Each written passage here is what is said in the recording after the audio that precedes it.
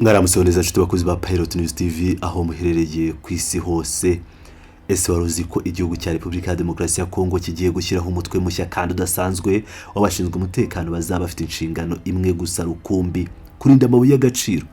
N'umushinga mugari w'akayabo ka miliyoni 100 z'amadolari y'abanyamerika ashyigikiwe mu buryo bukomeye na Leta Zunze Ubumwe za Amerika ndetse n'Abarabu, no kuvuga United Arab Emirates. Uyu munsi tugiye kurebera hamwe impamvu y'iki cyemezo gikomeye, icyo bivuze ku mutekano w'akarere ndetse n'intambara ikomeye y'ubutunzi ihishe inyuma y'ibi byose hagati ya Amerika n'Ubushinwa. Kandi subscribe ubundi dukomeze tujye muri inkuru yose uko yakabaye. Twese cyane rero reka tubanze twumve neza imiterere y'ikibazo kugira ngo twumve impamvu y'iri shoramari.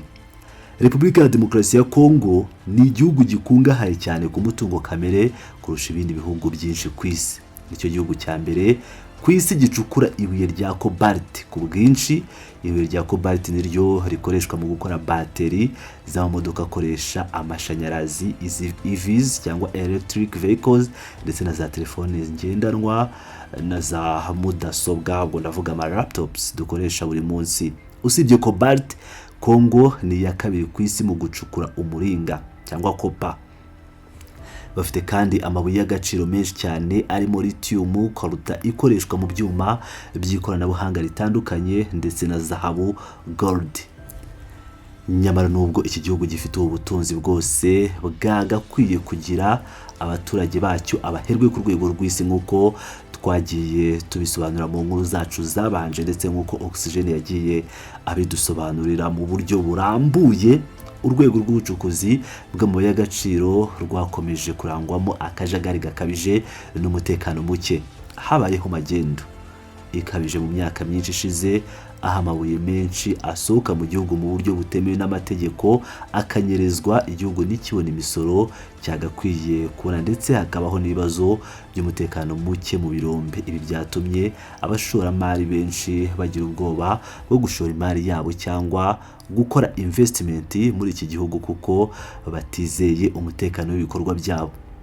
Banyereza uyu mutungo hakomeje kugenda hagaragaramo na Perezida Felix Antoine Tshisekedi Tshilombo ndetse n'abo mu muryango we, by'umwihariko umugore we n'abandi batandukanye, nk'uko urukiko rwo mu Bubiligi rukomeje kugenda rubakurikirana. Kugira ngo rero iki kibazo cy'akajagari n'amagendo gikemuke burundu, kuri uyu wa mbere tariki 27 z'ukwezi kwa Mata, urwego rw'igihugu rushinzwe ubugenzuzi bw'amabuye y'agaciro muri Kongo rwatangaje amakuru akomeye cyane. Rwatangaje ko rwashyizeho umutwe udasanzwe w'abashinzwe umutekano. Uyu mutwe ntabwo ari igisirikare gisanzwe, ahubwo ni umutwe wihariye wateguwe kandi wakozwe gusa kugira ngo urinde ibirombe by'amabuye y'agaciro ndetse n'inzira yose amabuye acamo. Nkwibutse ko IGM yatangaje ko uyu mushinga ugiye guterwa inkunga ingana na miliyoni 100 z'amadolari ya Leta Zunze Ubumwe za Amerika. Uku ni ukuri, miliyoni 100 zose. Iyi nkunga ntabwo iva mu ngengo y'imari ya Leta ya Kongo gusa, ahubwo iraturuka mu masezerano y'ubufatanye bukomeye cyane Kongo yagiranye na Leta Zunze Ubumwe za Amerika ndetse na Leta Zunze Ubumwe z'Abarabu, United Arab Emirates. Ibi byerekana uburyo amahanga akomeye yashyize ijisho cyane ku mutungo wa Kongo kandi yiteguye gushyiramo akayabo kugira ngo uwo mutungo ucungwe neza kandi ucungwe mu nyungu z'impande zombi. Ese kubera iki Leta Zunze Ubumwe za Amerika ziri gushyira akayabo k'amadolari miliyoni 100 muri uyu mushinga wo kurinda ibirombe bya Kongo? Hari impamvu y'ingenzi cyane ishingiye kuri politiki mpuzamahanga n'ubukungu bw'isi. Reka nyigusobanurire neza. Muri iki gihe isi yose iri kugana mu gukoresha ingufu zisukuye, ibyo bita green energy. Ibihugu byose biri gukora amamodoka akoresha amashanyarazi. Ibi rero bisaba amabuye nka cobalt, copper na lithium, ariyo yitwa critical minerals mu maze iminsi mwumva mu nkuru nyinshi tugenda tubagezaho, ndetse no mu masezerano atandukanye agenda asinywa hagati ya Leta ya Kongo n'ibihugu bitandukanye nk'Ubushinwa ndetse na Leta Zunze Ubumwe za Amerika. Mu myaka yashize rero igihugu cy'Ubushinwa cyabaye nk'ikigarurira isoko ry'amabuye y'agaciro muri Kongo. Ubushinwa bufite amasosiyete menshi acukura amabuye y'agaciro muri Kongo kandi akayohereza mu Bushinwa kuyatunganya.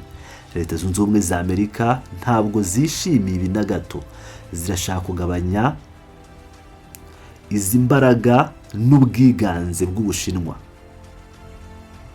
Niyo mpamvu umwaka ushize ubutegetsi bwa Kinshasa bwasinye amasezerano na Amerika agamije gukomeza umutekano w'amabuye y'agaciro kugira ngo Amerika ndetse n'ibindi bihugu byo mu burengerazuba bibone uko bibona ayo mabuye mu buryo bwizewe, butekanye kandi butanyuze mu maboko y'Ubushinwa.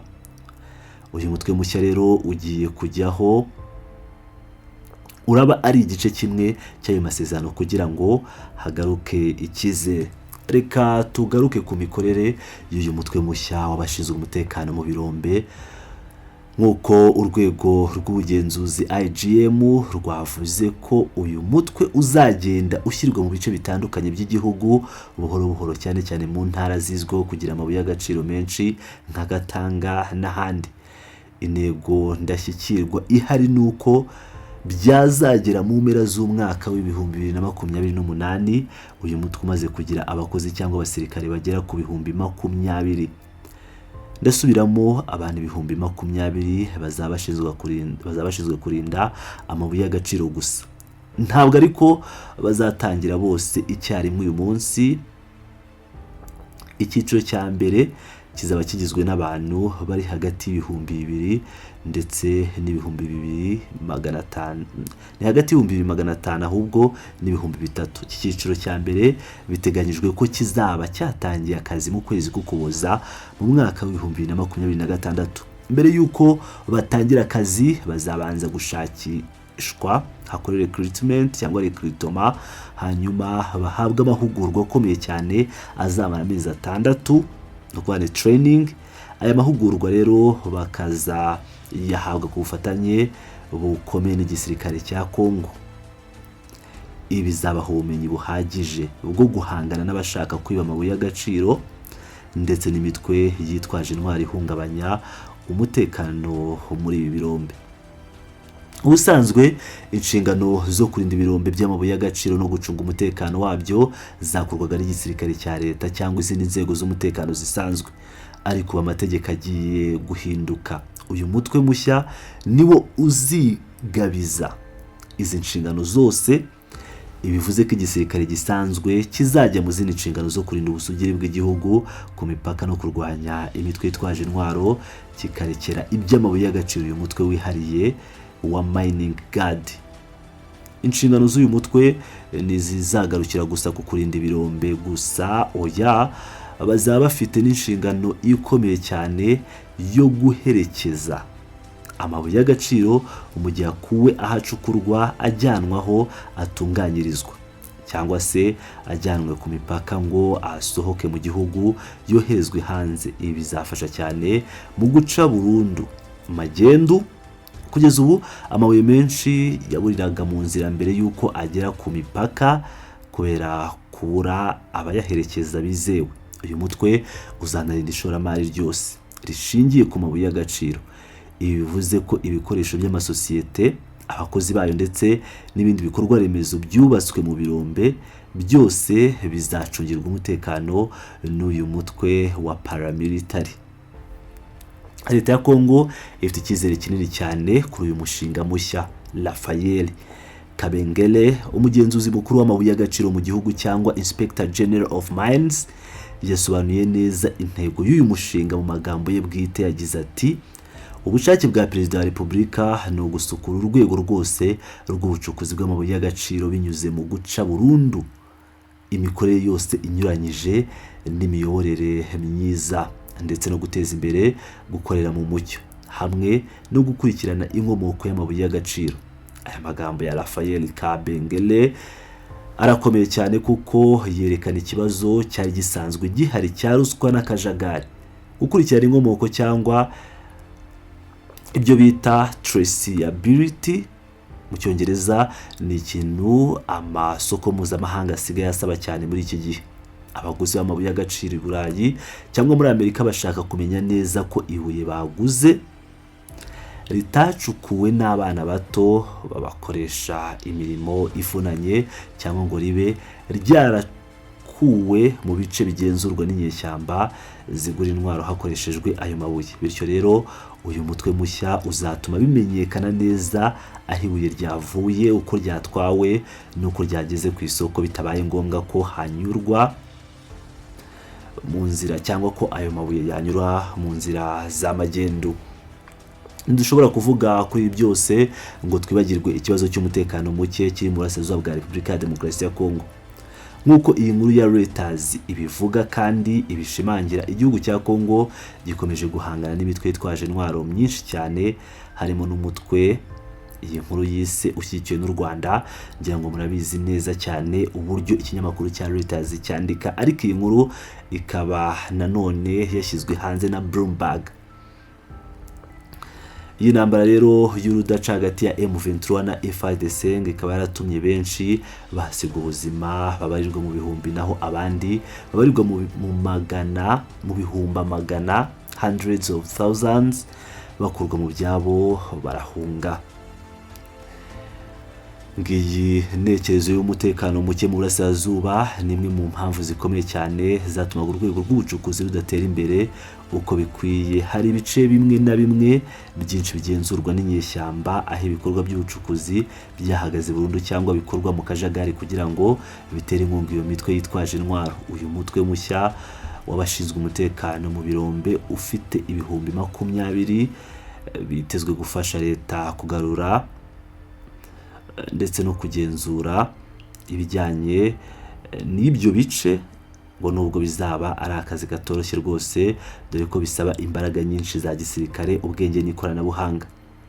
Kubera izi mpinduka zose rero twavuze, ndetse n'iki cyizere gishya kiri gutangwa na leta ya Kinshasa ndetse n'abafatanyabikorwa bayo nka Leta Zunze Ubumwe za Amerika n'Abarabu, ishoramari ngo ritangiye kugaruka ku bwinshi kandi n'amasosiyete akomeye yatangiye kugaruka. Urugero rufatika kandi rwa hafi rwabaye vuba naho munsi y'ubufatanye bwa Kongo na Amerika mu by'amabuye y'agaciro, ikigo gikomeye cyitwa Virtus cyamaze kwigabira no kugura ikigo gisanzwe gicukura umuringa na cobalt, ni copper na cobalt, cyitwa Shemaf.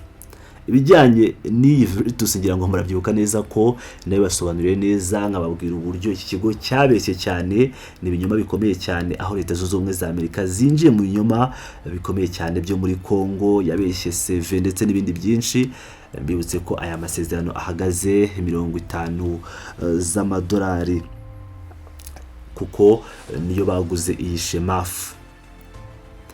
Ikindi kandi ngo hari n'andi masosiyete menshi cyane yo mu bihugu byo mu burengerazuba bw'isi yatangiye kugaragaza ubushake bukomeye bwo kugura cyangwa gushora imari mu bikorwa by'ubucukuzi bw'amabuye y'agaciro muri Kongo, ndetse bamwe bakaba baratinyutse bashaka no gushora imari harimo n'ibice byari byarigaruriwe n'inyeshyamba, aho umutekano muke wari waratumye ibikorwa byose bihagarara mu bihe byashize. Iki ni ikimenyetso kigaragara cyuko abashoramari cyangwa investors bari gutangira kubona ko hashobora kubaho umutekano uhagije uzatuma bakora ubucuruzi bwabo nta nkomyi bakunguka, ndetse n'igihugu cya Kongo kikabona imisoro ibikwiriye. Ngira ngo nk'uko mubyumvira, iyi ni inkuru yanditswe n'ikinyamakuru Reuters, aho gihora gisebya M23 ndetse kikavuga neza leta ya Kinshasa. Rero muri iyi nkuru nk'uko mubyiyumvira, ni inkuru ikomeye cyane, aho uyu mushinga wo gushyiraho umutwe w'abashinzwe kurinda ibirombe uzaba ufite agaciro cyangwa bashoye miliyoni 100 z'amafaranga, miliyoni 100 z'amadolari Leta Zunze Ubumwe za Amerika, ubwo ni nk'amamiliyaridi agera ku 145 z'amafaranga y'u Rwanda. Iyi ni intambwe ikomeye cyane leta ya Kongo iteye ngo mu rwego rwo kwisubiza ishema, ubugenzuzi n'ububasha ku mutungo wayo kamere ushamaje nk'uko babivuga. Ariko mbibutse neza cyane, bibutse ko iyi Kongo ivuga gutya, ibirombe byo muri Katanga ari byo umuryango wa Tshisekedi ukomeje kugenda wiba. Ese koko ibintu bizaca mu mucyo, aba basirikare cyangwa uyu mutwe leta zunze ubumwe za Amerika ndetse na leta zunze ubumwe z'Abarabu bashoyemo akayabo bizagira icyo bitanga. Ndakomeza kugenda mbakurikiranira izi nkuru zijyanye n'amabuye y'agaciro muri Repubulika ya Demokarasi ya Kongo kugira ngo mukurikirane neza uko ibintu byifashe. Ubwo ni politike, diplomasi ndetse n'ibijyanye n'ubukungu muri aka karere k'ibiyaga bigari, bagenda bagezeho 5 kuri 5 hano kuri Pilot News TV.